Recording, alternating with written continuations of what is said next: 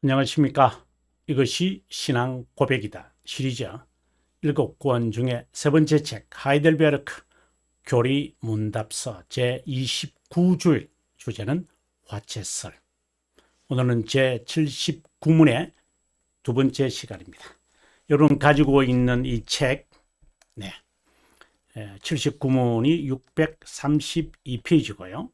오늘 두 번째는 635페이지에서 여러분 찾아뵙고자 합니다. 그러면 632페이지로 가도록 하죠. 632페이지로 왔습니다. 그러면 왜 그리스도는 빵을 자신의 몸, 잔을 자신의 피 또는 내 피로 세운 새 언약, 정말 중요한 내용이 나오는데요. 바울은 왜 그리스도의 몸과 피의 교제라고 했나? 이 교제, 새 언약이라는 의미가 무엇인가? 우리가 한번 살펴보도록 합니다. 그리스도는 다음과 같은 것으로 우리에게 가르치기 위해 대의 없이 말씀하지 않는다. 빵과 포도주가 일시적 생명을 유지하는 것처럼 그분의 십자가에 못 박힌 몸과 흘린 피는 우리 영이 영생에 이르게 먹는 참된, 지난 시간에 제가 78문 하면서 요 말의 의미를 제가 좀 밝혔는데요. 여러분 참고해 주시면 고맙겠습니다. 더욱이 특별히 이런 가시적 표징과 담보물이 우리에게 확신시키는 것은 우리가 그분을 기억하면서 거룩한 표징을 우리의 몸의 입으로 수용하는 것처럼, 기억하면서 수용하는 것처럼 성령 하나님의 활동으로 그분의 참된 몸과 피의 실제적인 참여자가 된다는 것이고, 그 다음에 그분의 모든 고통과 순정은 마치 우리 자신의 인격이 실제로 고통을 겪고 하나님께 죄를 위한 만족이 되는 것처럼 우리의 것이 확실히 된다는 것이다 라고 되어 있습니다. 이 말씀들의 이런 고백들의 그 의미를 우리가 한번 보는데 635페이지로 여러분 함께 갔으면 좋겠습니다. 저는 635페이지로 금세 왔습니다.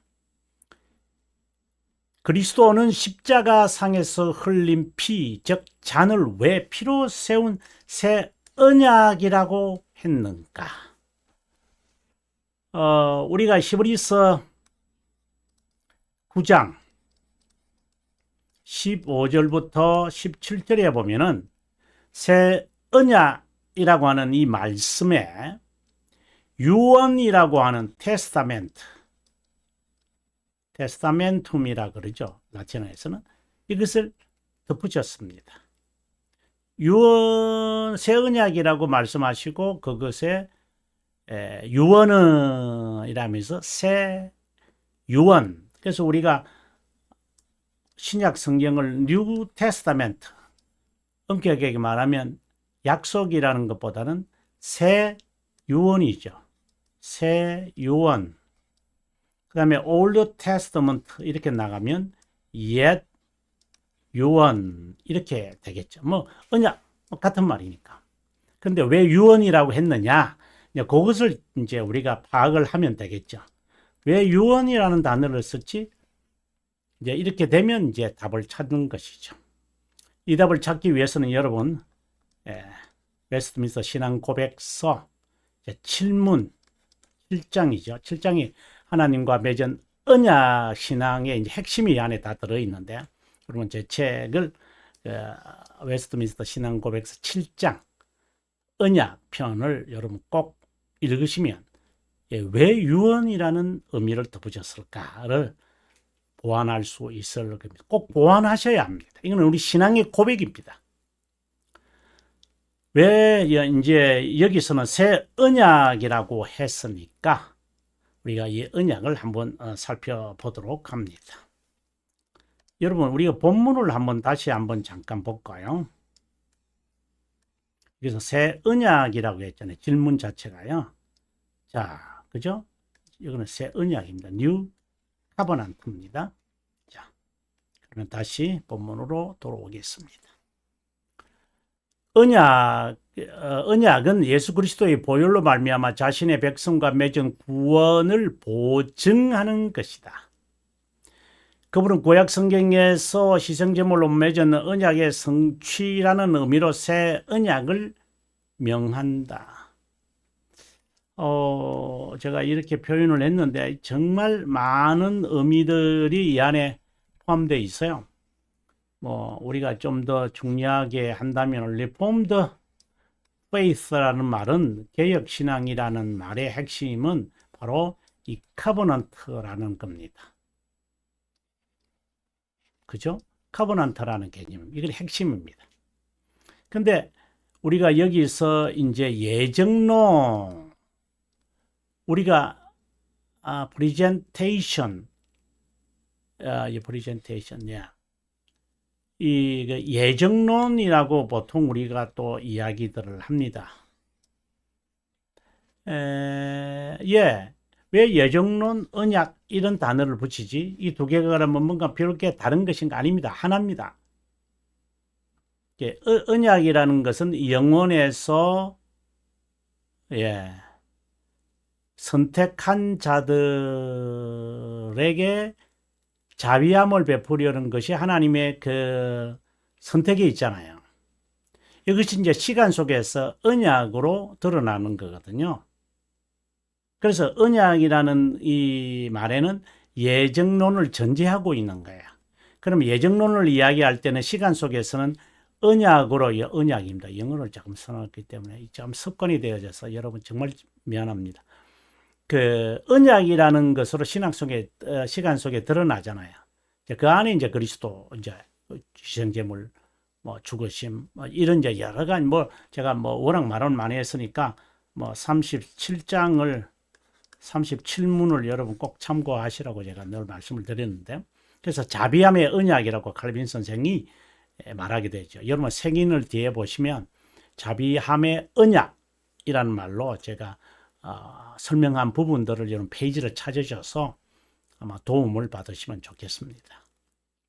사실상 이 책의 특징은 제가 쓴 책들이 다 그렇습니다만은 뒤에 색인들이 있어서 궁금한 용어들을 여러분 언약하면 언약 찾으시면 돼요. 새 언약 찾으시면 돼요. 네, 이렇게 해서 옛 언약이라는 페이지 뒷부분이 있으니까 찾으셔서 페이지들 하나하나 꼼꼼하게 점검해 가시면 제가 지금 이렇게 횡설수설 하는 것처럼 보이지만 그렇게 안 해도 여러분 정말 깊은 의미들을 찾으시리라고 봅니다. 십자가에 못 박혀 죽기 전에 그리스도의 육체가 우리를 소생하게 하는 무슨 힘이 지니고 있는 것일까? 만약에 이렇다면 그럼 이제 본질적 의의가 되겠죠. 그렇지 않다. 우리와 같은 연약한 육체였지만 부활 후 불멸성을 지니게 됐더라도 불면성을 지닌 육체 자체는 우리를 소생하는 힘을 가지고 있지 않다. 하나님의 권능이 임할 때 가능한 것처럼 성찬 역시 그렇다. 그리스도의 피는 새 언약을 확인한다. 여러분 여기서 권능이라고 하는 말, power of God 이 말이잖아요. 하나님의 능력이 임했다. 이 말을 이제 오순절파들이 워낙 이제 왜곡시켰기 때문에 제가 하는 말이 여러분 왜 그런 이제 이렇게 받아들이게. 예를 들어서 내게 능력 주시는 자 안에서 내가 모든 것을 할 수 있다.